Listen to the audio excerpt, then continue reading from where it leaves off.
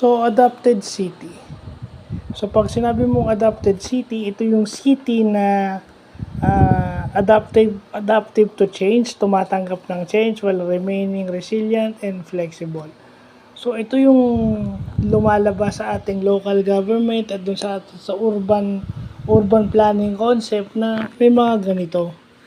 No? Kaya pala marami ang cities and marami palang lungsod declared as city ng mga lugar dito sa Pilipinas ang gustong maging adaptive city.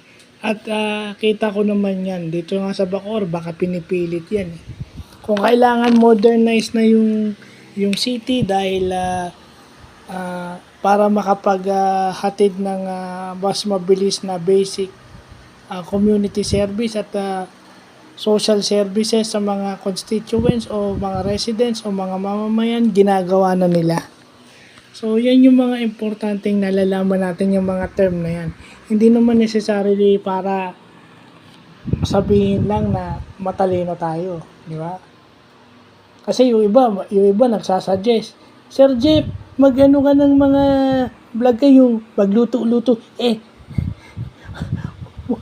Siyempre magpa-vlog ka doon sa mga bagay na natututunan mo at pwede mong matutunan at yung alam mo. Hindi ka pwedeng mag-vlog ng isang bagay na hindi mo alam at baka madisgrasya ka pa. Hindi ko alam kasi sa mga tao minsan. Siguro dahil nakikita nila akong nagaganito, akala kasi nila lahat pwede kong gawin. O pwede ko i-vlog. Kasi minsan itong vlog ko may mga tinatamaan din. So gusto nilang mag-iba ako ng content para hindi ko na sila patamaan. Wala naman ako pinatatamaan talaga. Kung tamaan kayo. Ito, importanteng malaman ko to kasi as a computer science and an IT graduate, ang mga cities dito sa Pilipinas adaptive na to technology.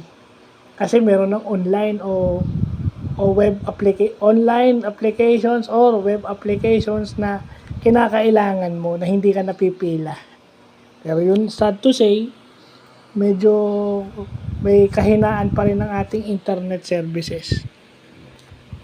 So, yun lang po.